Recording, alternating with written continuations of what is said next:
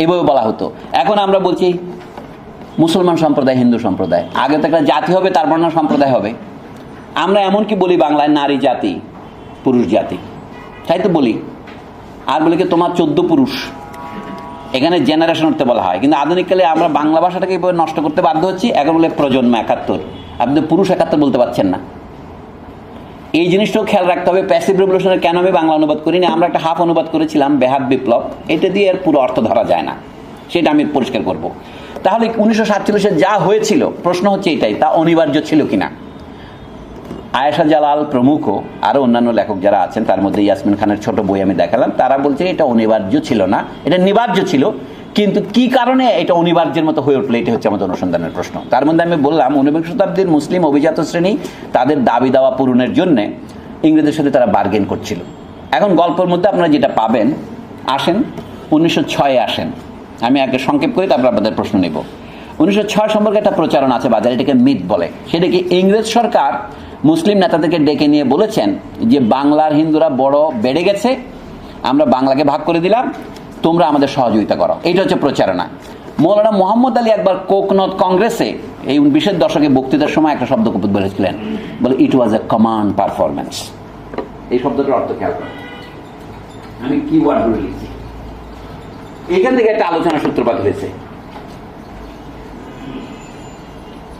Command performance কথার অর্থ কি? আপনি যখন ব্রিটিশ পার্লামেন্টের পেপার পড়বেন তখন দেখবেন যে কি, যে কোনো পেপার, পার্লামেন্টের পেপার ছাপা হয়, ওখানে লেখা আছে কমান্ড নম্বর এত অফ দ্য কুইন, অর্থাৎ রানীর আদেশক্রমে এই বইটা ছাপা হয়েছে, এই জন্য এগুলিকে কমান্ড পারফরমেন্স বলে। এখন এটা ইংরেজিতে একটা প্রবাদে পরিণত হয়েছে, এটা কমান্ড পারফরমেন্স মানে, অর্থাৎ এটা রাজ আদেশে, রাজা কর্তৃক আদিষ্ট হয়ে আপনি এটা করেছেন। আধুনিক ভাষায় বলা হবে কি, আপনি সরকারি পয়সা খেয়ে কাজটা করেছেন। ঘটনাটা কি, নবাব মহসিনুল মুলক স্যার সৈয়দ আহমদ তো মারা গেছেন 19বিংশ শতাব্দীর শেষে, 1894 থেকে। বঙ্কিম যখন মারা যান তার 2-1 বছরের মধ্যে তিনিও মারা গেছেন। সৈয়দ আহমদ 98 পর্যন্ত বেঁচে ছিলেন বোধ হয়, হ্যাঁ, আমি আপনার সঠিক শুদ্ধ করে নিয়েন। 1817-তে জন্ম, 1900 সন উনি দেখতে পারেননি। তারপরে যিনি আলিগড়ে তার উত্তরাধিকারী নেতা হয়েছেন, তার মতো বুদ্ধিবৃত্তিক যোগ্যতা ওনার ছিল না, মহসিনুল মুলক। উনি তখন বিলেতে একজন, তখন secretary of state for India, পররাষ্ট্রমন্ত্রী ছিলেন, তার নাম হলো কি, জন মরলি। এই কথাগুলো খেয়াল রাখেন, আর ভারতে যখন গভর্নর জেনারেল তখন ছিলেন, তার নাম হলো মিন্টু। আমাদের ছেলে মেয়েদের নাম কত রিটন, কত লিটন, কত রিপন এবং কত মিন্টু আছে।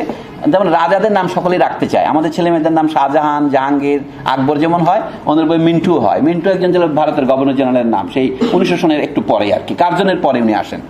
তো জন মরলি সাহেব 1906 সনের দিকে ঘোষণা করলেন, আমরা ভারতে এখন শাসনতান্ত্রিক সংস্কার করব। তখন বাংলাকে অলরেডি কার্জন সাহেব বিভক্ত করে ফেলেছিলেন, এই জন্য বাংলাদেশের লোকেরা 1904 সনের থেকে বিদ্রোহ শুরু করেছেন, এই যে 2 বাংলাকে একত্রিত করতে হবে। আর ওদিকে যখন উনি সারা ভারতের জন্য, মানে কি, আমরা ভারতীয়দের এখন শাসনের কিছু কিছু অংশ দেব, সেই সংস্কার তারা শুরু করেছেন কিন্তু সিপাহী বিদ্রোহের পর থেকেই। 1860-এই তারা প্রথম লেজিসলেটিভ কাউন্সিল যেটা বলেন, তাতে আগে ছিল গভর্নর যিনি শাসন করবেন তাকে 15 জন মন্ত্রী সহায়তা করবেন, তাদের বলা হতো members of the executive council. এবং একই সাথে তারা আরেকটা কাজ করতেন, তারা আইনও প্রণয়ন করতেন। তখন এই গোষ্ঠীর নামই বদলে যেত, তখন তারা লেজিসলেটিভ কাউন্সিল। প্রথম তারা 1861 সনে একজন ভারতীয়কে ওখানে সদস্য করেন, লর্ড সত্যপ্রসাদ সিনহা, ফার্স্ট ভারতীয় লর্ড, অর্থাৎ তিনি লেজিসলেটিভ কাউন্সিলের মেম্বার হলেন, এক্সিকিউটিভ মেম্বার হলেন। এখন প্রায় 50 বছর পার হয়ে গেছে, মাঝখানে অনেক পানি গড়িয়ে গেছে। আমি বলছি 1906 সনের দিকে জন মরলি, ব্রিটেনের পররাষ্ট্রমন্ত্রী, ঘোষণা করলেন যে আমরা ভারতের শাসনতান্ত্রিক সংস্কার করব, আর তার গভর্নর জেনারেল এটা বাস্তবায়ন করবেন। সেই সময় আলিগড়ের কলেজের প্রিন্সিপাল ছিলেন আর্চিবল্ড বলে এক ইংরেজ ভদ্রলোক, তিনি তখন ছুটিতে সিমলায়, আর বড়লাটও তখন সিমলায়। তখন নবাব ভিকারুল মুলক, মহসিনুল মুলক, তারপরে ভিকারুল মুলক হয়, একটা চিঠি লিখে বললেন যে আমরা কি বড়লাটের সাথে একটু দেখা করতে পারি, একটা ডেলিগেশন যাব আমরা। এবং ঢাকার নবাব সলিমুল্লাহকেও নেওয়ার কথা ছিল, আর অনেক, আমি লম্বা কাহিনী পরে বলবো আপনাদের, আগে সংক্ষেপে বলি। তখন তাদেরকেও বলে যে আপনারা আসেন দেখা করতে। তো দেখা করতে গিয়ে তারা কি কি দাবি তুলবেন মুসলিম সমাজের জন্য, বলা হচ্ছে কি, আমরা তো কোনো কিছুতেই নির্বাচন, তখন লক্ষ্য করেন ভোটাধিকার সীমিত ছিল, শতকরা একজন লোক ভোট দিতে পারতো না ট্যাক্স রেগুলেশনের জন্য, ফলে মুসলিমদের আসন সংখ্যা কম হবে, এই কারণে তারা একটা রিপ্রেজেন্টেশন দিয়ে যান। এইটা সম্পর্কে প্রায় 20 বছর পরে মৌলানা মোহাম্মদ আলী বক্তৃতা বলেন, সেইটা কিন্তু আমরা রাজার আদেশেই দেখা করতে গিয়েছিলাম, কিন্তু এখন ইতিহাসের অন্যান্য লেখক, বিশেষ করে বিমল প্রসাদ বলে একজন, বিমলা প্রসাদ বা বিমল প্রসাদ একজন ইতিহাসবিদ আছে ভারতীয় ইতিহাসের মধ্যে, তিনি বলছেন যে আসলে এটা উদ্যোগ নিয়েছিলেন নবাব মহসিনুল মুলক, এবং বড়লাটরা তাদের রাজি হয়ে বলেছিলেন ঠিক আছে আপনাদের দাবি দাওয়াগুলি বলেন। আমি আগা খান সহ অন্যান্য লোকরা দেখা করতে গিয়েছিল। সেই সময় নবাব সলিমুল্লাহর যে দাবি সেটা তারা ওখানে উপস্থাপন করবেন না, কারণ ইউপির মুসলমান ওরা। এই যে দ্বন্দ্বটা দেখবেন বাংলার সাথে উত্তরপ্রদেশের দ্বন্দ্ব, সেই জন্য নবাব সলিমুল্লাহ সাহেব 1906 সনের ডিসেম্বর মাসে ঢাকায় অল ইন্ডিয়া মুসলিম লীগের একটা অধিবেশন ডাকেন, কারণ তখন অল ইন্ডিয়া এডুকেশন কনফারেন্সও ঢাকায় হচ্ছিল, সেটার সাথে করার জন্যই।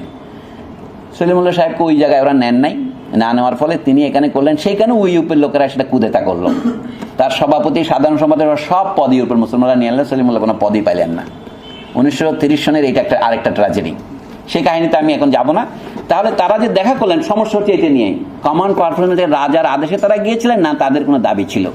এই কথা প্রথম আমাদের এখানে আব্দুর রাজ্জাক সাহেব তার থেসিসে লিখেছেন যে 1909 সনের যে সংস্কার, সেখানে একটা দাবি গৃহীত হলো, সেটা সেপারেট ইলেক্টোরেট, আলাদা নির্বাচন ব্যবস্থা করতে হবে, কারণ হিন্দুদের সাথে প্রতিযোগিতায় মুসলমানরা পারবে না। মুসলমানরা মানে কি? মুসলমান জমিদাররাই, মুসলমানদের নেতৃত্বে তখন কেবল জমিদার শ্রেণীর লোকই। অজমিদার শ্রেণীর থেকে নতুন লোক আসতেছে, তারা আসবে আরো 5-10 বছর পরে, 1912 পরে, যেমন বাংলাদেশে ফজলুল হক আর ওইখানে জিন্না, তারা প্রায় সমসাময়িক। কিন্তু ফজলুল হক আর জিন্নার বয়স প্রায় কাছাকাছি, জিন্না কিন্তু ফজলুল হকের চেয়ে 3 বছরের ছোট। ফজলুল হকের জন্ম ধরা হয় 1873, জিন্না 1876, গান্ধী 1869, ওরা সব কাছাকাছি লোক, মানে রবীন্দ্রনাথের চেয়ে তারা সকলেই বয়সে ছোট। এই সময়টার কথা খেয়াল রাখেন। তারা বলল যে বাংলার মুসলমানদের অধিকার এবং ইউরোপীয় মুসলমানদের অধিকারের মধ্যে তখন একটা আপোষের চেষ্টা হলো, যে বাংলাদেশের মুসলমানরা এই দেশে তৎকালীন হিসাবে শতকরা 52 জন। এর কয়েকদিন পরে লখনৌ যে চুক্তি হলো 1916 সনে, সেটা কংগ্রেস এবং মুসলিম লীগ উভয়ই 1906-এর 10 বছর পরে মুসলিম নেতারা বুঝতে পারলেন যে ইংরেজরা আমাদের সব দাবি মানবে না, তখন তারা বললো আমাদের বন্ধু মুসলমান এবং হিন্দু, আমরা বন্ধু, উভয় মিলে একসাথে আন্দোলন করতে হবে। তখনই কংগ্রেস বলে নেয় যে আমরা সেপারেট ইলেক্টোরেটটা মেনে নেব।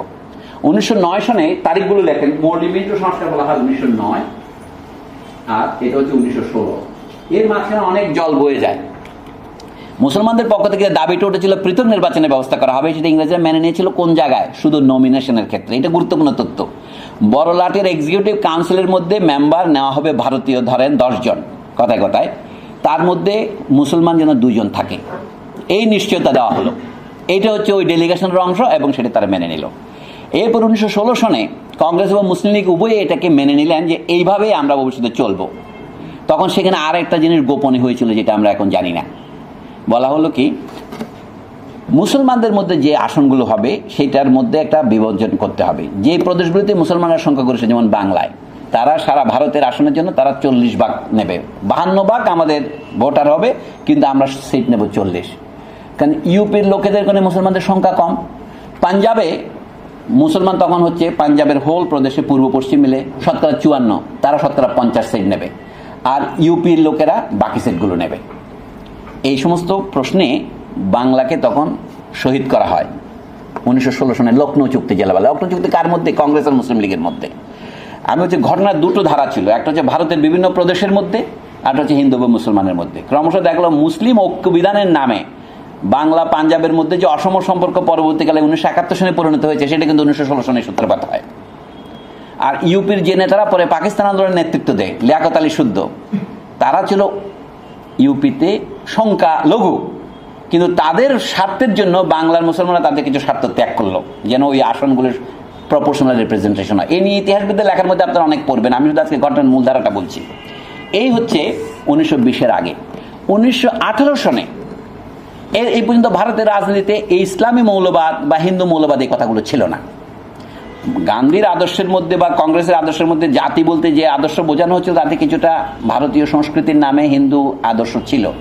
1918 সনে গান্ধীজি আবির্ভূত হলেন প্রথম মহাযুদ্ধের শেষে, এবং তখন বাংলাদেশের নেতৃত্বের মধ্যে, মানে ভারতের নেতৃত্বের মধ্যে আলিগড়ের মুসলিমরা এখন এতদিন পর্যন্ত প্রাধান্য বিস্তার করে আসছিলেন। এই যে নবাব মহসিনুল মুলক, এরপরে নবাব বিকারুল মুলক, কংগ্রেস মুসলিম লীগের নেতা হলেন ওয়াজির হাসান, জিন্না ছিলেন হিন্দু মুসলিম ঐক্যের অগ্রদূত। এই কথাগুলো আমি পরে আসবো।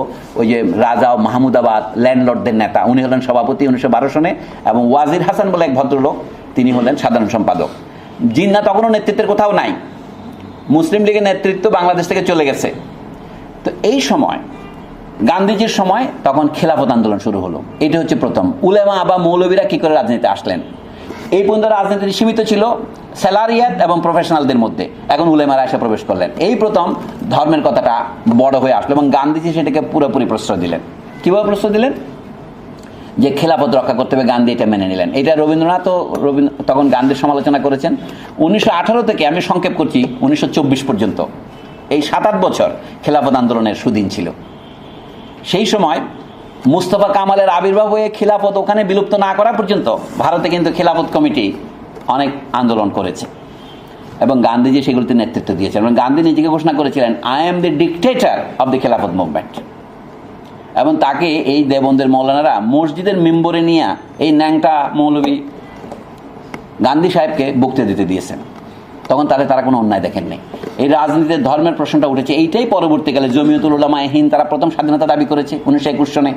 সেখান থেকে একটা অংশ পরবর্তীকালে জমিয়তুল উলামায়ে ইসলাম হইয়া পাকিস্তানে মাইগ্রেট করেছে, আর ভারত একটা অংশ রয়ে গেছে। যারা পাকিস্তানে মাইগ্রেট করেছে, আমি সংক্ষেপে বলছি, তাদের অনেকেই পরবর্তীকালে তালিবানদের নেতা হিসেবে আবির্ভূত হয়েছে।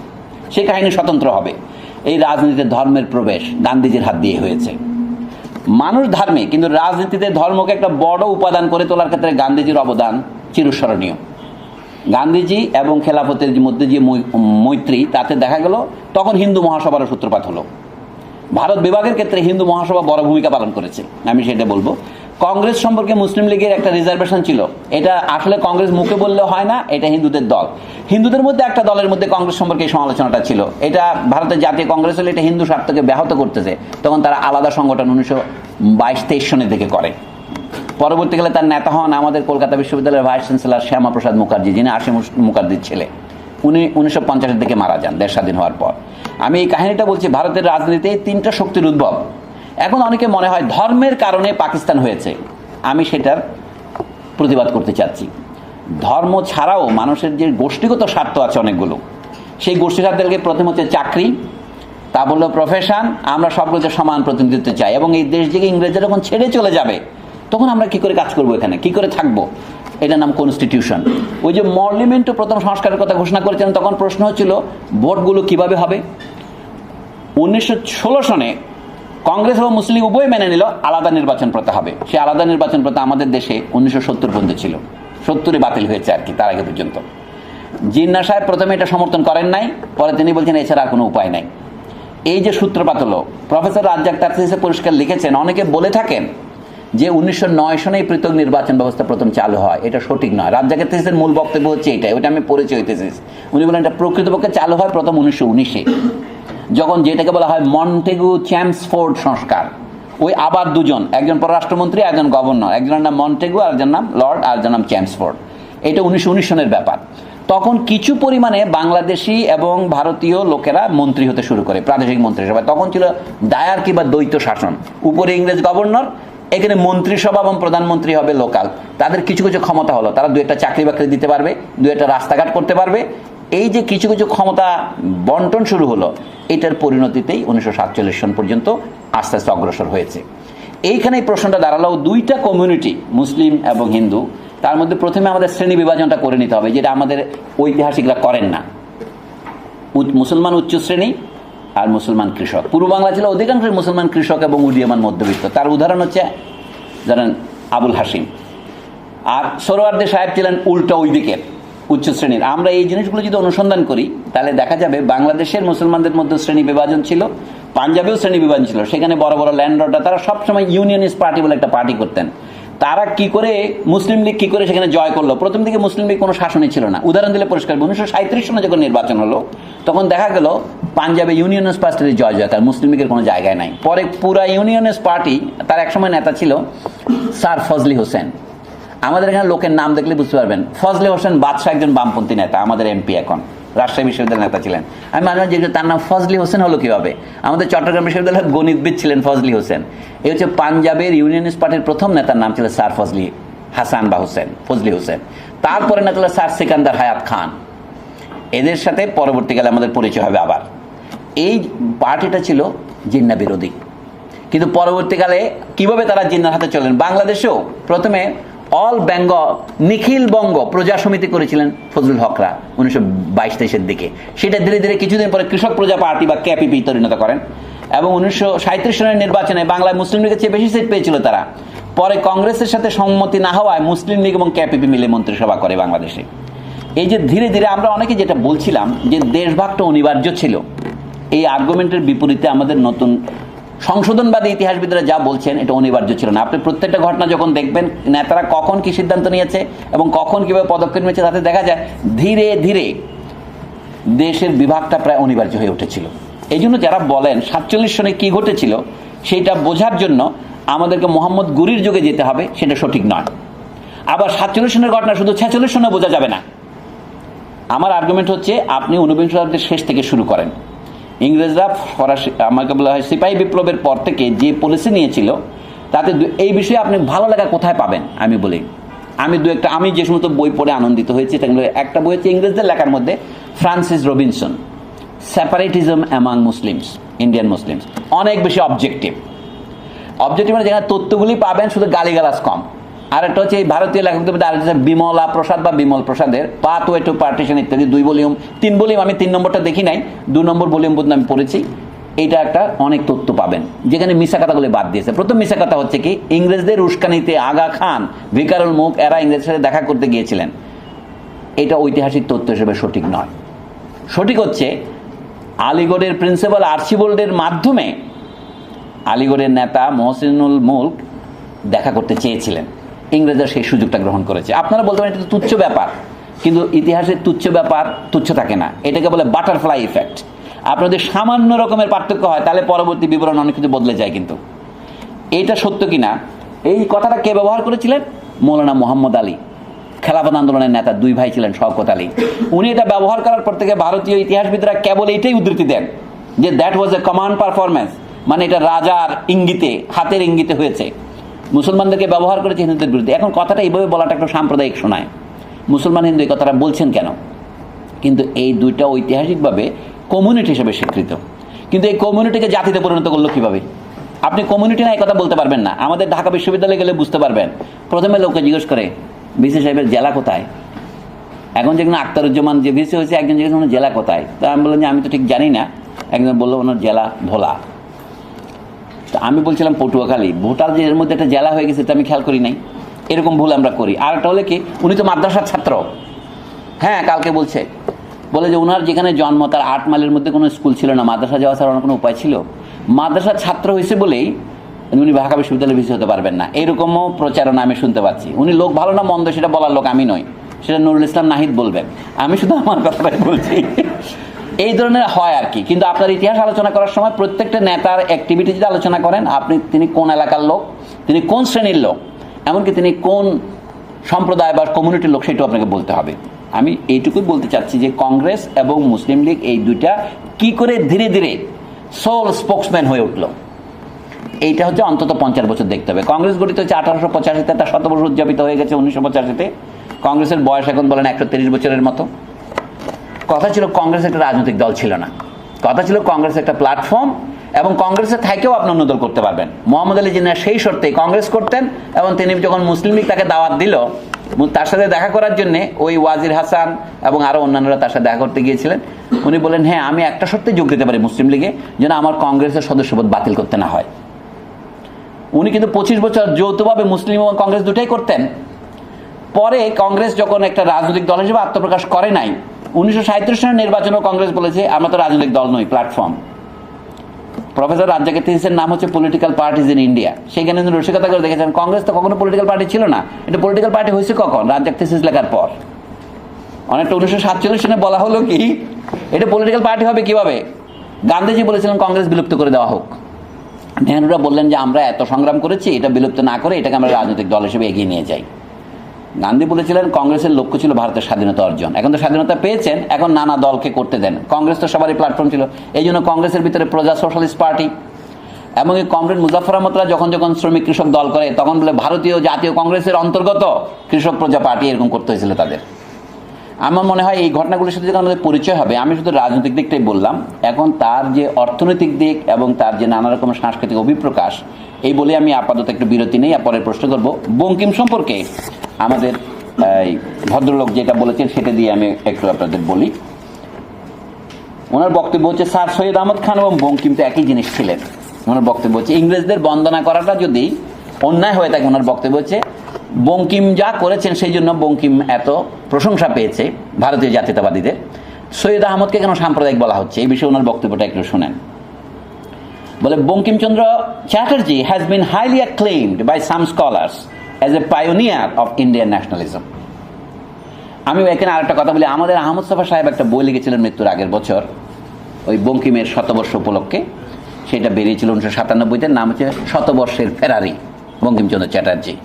তো বঙ্কিমচন্দ্র আরেকটা প্রবন্ধ লিখেছিলেন আহমদ সাফা এর আগে, আরও 20 বছর আগে, বাঙালি মুসলমানের মন। আমাকে প্রায় বন্ধু বান্ধব সমালোচনা করে বলে আহমদ সাফা হিন্দুর মন লেখেন নাই কেন, বাঙালি হিন্দুর মন। হ্যাঁ, এবং আহমদ সাফা শুধু বঙ্কিমের সমালোচনা করেছেন, স্যার সৈয়দের সমালোচনা করেন নাই কেন, এই প্রশ্ন করেছে। এইটাকে আমরা অ্যাভয়েড করতে পারি না, কারণ একজন জাতীয় নেতার সম্পর্কে লিখতে গেলে সেই জন্য এইখানে তুলনাটা এটা হামজা আলাবির লেখা থেকে আমি পড়ছি। উনি বলছেন Bankim Chatterjee has been highly acclaimed by some scholars as a pioneer of Indian nationalism. Despite its offense to the Muslim sensibilities, the Congress has adopted his song Bande Mataram as an anthem.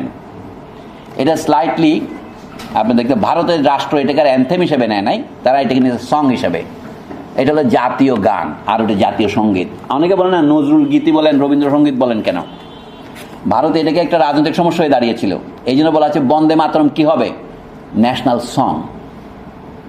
হিন্দিতে কি বলে আমি জানি না, Lenin কি জানো নাকি সেটা রাষ্ট্রীয় গীত। হ্যাঁ, তো এখন রাষ্ট্রীয় গীত হয়েছে, জাতীয় সঙ্গীত নয়। তা এখন এইখানে বলতেছে দেখেন, এখন আনন্দবাজার যে পত্রিকা আমরা পড়ি, সে আনন্দবাজারের মাস্টারে এখন এই আমি অন্তত 1997 সনেও দেখেছি লেখা থাকে বন্দে মাতরম। এখন ডিজিটাল যুগে আপনারা দেখেন কিনা দেখি না, আমি প্রিন্টেড 1990 দশকে দেখেছি আনন্দবাজারে এখনও লেখা থাকে বন্দে মাতরম। অথচ এইটা নিয়ে যে কত মারামারি হয়েছে এইটার কথাই বলছে এখানে। আর কি, despite its offense to Muslim sensibilities, the Congress has adopted his song Bande Mataram as an anthem. It is instructive to compare his views with those of Sir Syed Ahmed. Leaving aside for the moment Bonkim's violent hostility towards the Muslims, one aspect of his thought is quite striking. সেটা কি? He has declared that the British were not, quote unquote, our enemies and we should not fight them. The British were not our, এটা বলছে কি, এটা সত্যানন্দকে যে উপদেশ দিচ্ছে গুরু, সে বলতেছে বঙ্কিমের আনন্দমঠের শেষ অধ্যায়ে কি বলছে, instead he had stressed that the British possess knowledge that we should acquire if we ourselves were to progress. ইংরেজদের জ্ঞান আছে, আমরা যদি এগিয়ে যেতে চাই তাহলে আমাদের সেই জ্ঞান অর্জন করতে হবে, এটা বঙ্কিমের উপদেশ। তারপরে তিনি বলছেন Bankim was advocating a generation later what Sir Syed Ahmed had preached before him. হ্যাঁ, সৈয়দ আহমদ মারা গেছেন 98-তে, বঙ্কিম মারা গেছেন 94-তে, কিন্তু সৈয়দ আহমদ বঙ্কিমের 20 বছর আগে জন্মেছিলেন। বঙ্কিমস ক্লাসিক প্লে, এখানে লিখছে ভুল করে play, Anandamath sets out his ideas. T.W. Clark describes it is the most important statement that Bonkim made and offers a translation of the final chapter. সেখানে বলছেন Satyananda, the hero, has killed in battle all the Muslim officers. যত মুসলমান officer আছে যুদ্ধে সব মেরে ফেলেছে। তো ব্র্যাকেটের মধ্যে এই ভদ্রলোক লিখতেছেন কেন সব অফিসারকে মেরে ফেললো, কেন সৈন্যমালনাগুলো, সৈন্যরা সব পালাইছে, অর্থাৎ কাপুরুষ। বঙ্কিমের স্লারগুলো লক্ষ্য করবেন, সব মুসলমান হচ্ছে কাপুরুষ, তারা পালিয়েছে, কিন্তু অফিসারগুলো পালাতে পারে নাই মর্যাদার জন্য, তারা সব মারা পড়েছে সত্যানন্দের হাতে। এরপর কি করবে Satyananda? The British remained, British একটাও মারা পড়ে নাই, তারা রয়ে গেছে। যুদ্ধ হচ্ছিল ত্রিপক্ষীয়, মুসলিম, ব্রিটিশ এবং হিন্দু লড়াই হচ্ছিল সত্যানন্দের মতে। সেখানে কি, at that moment he means guru Bankim নিজে বলছে orders Satyananda to cease killing for only the British are left. তখন গুরু সত্যানন্দকে উপদেশ দেয় যে তুমি এখন হত্যা বন্ধ করো, কারণ হত্যা করার মতো আর লোক নাই, যাদের মারা তাদের তো মেরে ফেলেছ, মুসলিম সৈন্যরা পালিয়ে গেছে, মুসলিম অফিসাররা মারা গেছে, এখন শুধু ব্রিটিশরা বাকি আছে, তাদের সাথে যুদ্ধ করবা? তখন সে বলছে, এখনও এটা নিয়ে আলোচনা হয় যে যুদ্ধ সেখানে সে বন্ধ করলো কেন, বলছে এইভাবেই At that moment, he orders Satyananda to cease killing, for only the British are left. Satyananda is puzzled. Why do you order me to cease? হত্যা বন্ধ করতে বলছেন কেন গুরু?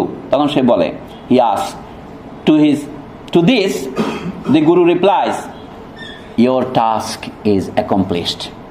তোমার কর্তব্যগুণ সম্পন্ন হয়েছে. The Muslim power is destroyed. There is nothing else for you to do.